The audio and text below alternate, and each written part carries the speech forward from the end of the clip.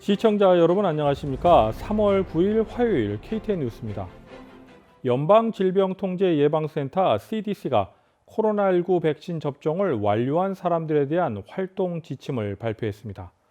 백신 접종을 마친 사람은 저위험군인 비접종자와 마스크를 쓰지 않고도 만날 수 있다고 CDC가 권고했습니다. 예를 들어 백신 접종을 마친 할아버지, 할머니가 백신 접종을 하지 않은 자녀나 손주들의 집에 갈 수 있다는 것으로 풀이됩니다. 또한 백신 접종을 완료한 사람들끼리는 마스크 착용 없이 실내 모임도 가능하다고 덧붙였습니다. CDC 로셸 워런스키 국장은 이 같은 활동은 마지막 백신을 맞은 시기로부터 2주가 지난 사람들로 규정했습니다. 또한 백신 접종 완료자는 증상이 없는 코로나19 감염제에 노출됐더라도 격리나 검사를 생략할 수 있지만 14일간 증상이 나타났는지를 살펴보라고 권유했습니다. 단, 백신 접종 완료자도 코로나19로 중증을 앓는 위험이 높은 비접종자와 어울릴 때 또는 만나는 비접종자의 가족 구성원 중 고위험군이 있을 때는 마스크 착용을 하고 거리 두기를 지켜야 한다고 강조했습니다. 더불어 비접종자가 두 가족 이상 모인 자리에서는 마스크 착용과 사회적 거리 두기를 준수해야 한다고 덧붙였습니다. 한편 오늘까지 미국 내 백신 접종자는 6천만 명이 넘었으며 이 가운데 1차와 2차 접종을 모두 마친 사람은 약 3,150만 명으로 추산되고 있습니다. 일광 절약 시간제 일명 서머타임이 오는 14일부터 적용됩니다. 이로 인해 대한항공의 애틀란타 인천 노선 출도착 시간이 변경됩니다. 대한항공 애틀란타 지점에 따르면 오는 28일부터 대한항공 애틀란타발 인천행 K2036편은 낮 12시 30분에 출발하게 됩니다. 따라서 한국 도착 시간은 다음 날 오후 4시 50분으로 변경됩니다.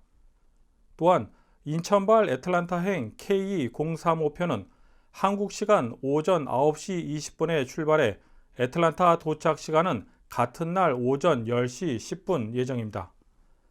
대한항공 공동 운항편인 델타 항공의 경우 애틀란타발 인천행 K5036편은 오전 11시 40분 출발해 인천 도착은 다음 날 오후 3시 20분입니다.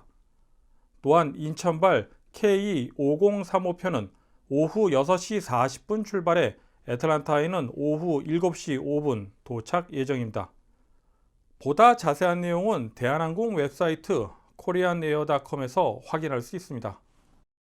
한인 사회를 배경으로 한 영화 해피 클리너스가 디지털 플랫폼을 통해 상영 중에 있습니다. 제작자와 감독 모두 한인들이 참여해 한인 이민자의 삶을 다룬 영화인데요. 관련 소식을 배준경 기자가 보도합니다. 뉴욕 출신의 연출가 줄리안 김과 피터 리가 제작한 해피 클리너스는 뉴욕 플러싱에 정착한 1세대 한인 이민자 가족의 삶을 조명합니다. We have been here for 17 years. 다음 달에는 좀 나아지겠지. 누가 우리 편을 들어주니? 아무도 우리 편 안 들어줘. 무려 촬영 스태프의 65%가 한국계이고 79%가 유색인종으로 구성된 해피 클리너스는 아시안 아메리칸 국제영화제에서 폐막 작품으로 상영된 바 있고 하트랜드 국제영화제에서도 선정된 바 있습니다. 영화는 해피 클리너스라는 세탁소를 운영하는 최 씨네 가족들이 영업 11년 차에 새로운 건물주를 맞으면서 세탁소 운영에 차질이 생기고 이에 따라 각각의 가족 구성원들의 삶이 영향을 받는 모습을 담았습니다.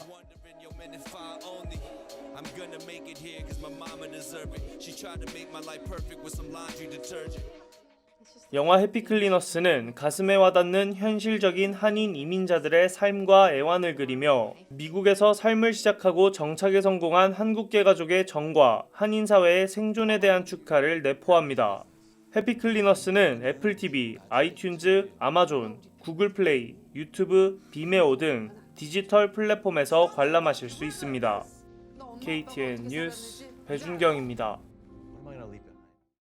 다음은 코로나19 소식입니다. 오늘의 코로나19 현황을 배준경 기자가 종합했습니다.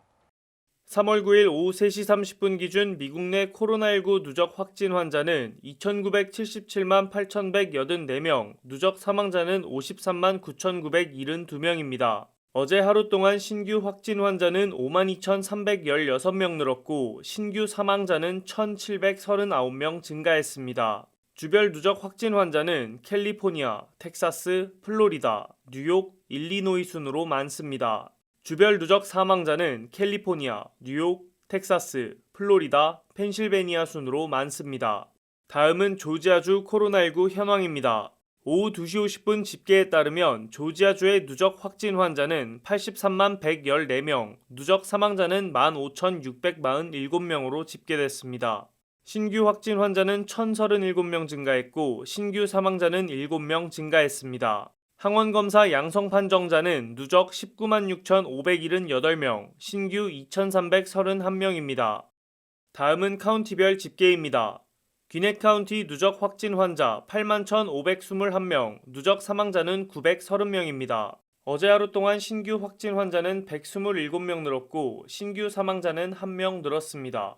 풀턴 카운티 누적 확진 환자 7만 5,675명, 누적 사망자는 1,092명입니다. 신규 확진 환자는 114명 늘었고 신규 사망자는 없습니다. 캅 카운티 누적 확진 환자 56,276명, 누적 사망자는 873명입니다. 신규 확진 환자는 89명, 신규 사망자는 없습니다. 디캡 카운티 누적 확진 환자 52,633명, 누적 사망자는 810명입니다. 신규 확진 환자는 85명, 신규 사망자는 2명 늘었습니다. 홀 카운티 누적 확진 환자 24,027명, 누적 사망자는 387명입니다. 신규 확진 환자는 27명, 신규 사망자는 없습니다. 이상 오늘의 코로나19 현황이었습니다.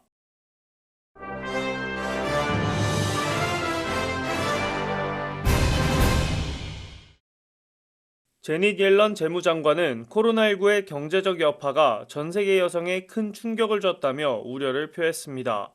옐런 장관은 코로나19의 확산은 특히 여성의 경제 분야를 포함한 여러 분야의 성균형 발전을 수십 년 전 수준으로 되돌릴 위험에 처했다고 언급했습니다. 또한 여성은 남성보다 더 많이 일자리를 잃었고 일부는 대면 수업이 사라지자 육아를 위해 노동시장에서 멀어져야 했다며 안타까움을 표했습니다. 마이크 펜스 전 부통령이 다음 달 보수 기독교 단체 만찬에서 기조연설을 할 예정으로 알려지면서 향후 행보에 관심이 모아지고 있습니다.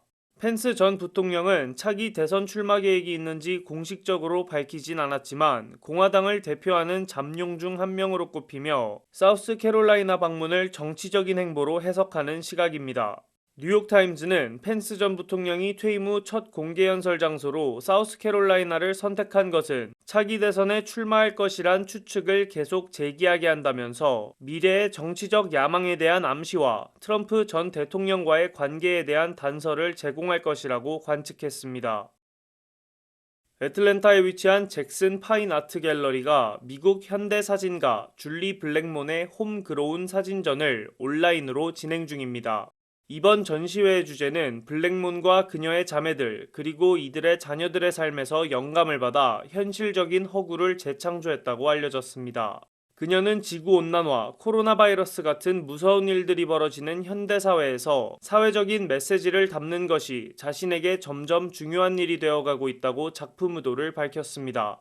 LA타임즈의 레아 올먼은 블랙몬의 작품에 대해 모든 프레임이 몰입도가 높고 섬세하게 준비된 민족 극장의 일부분 같다고 표현하며 그녀의 작품에는 유머와 풍자가 존재한다고 설명했습니다. 홈그로운 전시회는 오는 11일까지 잭슨 파인아트 갤러리 웹사이트에서 무료로 관람하실 수 있습니다.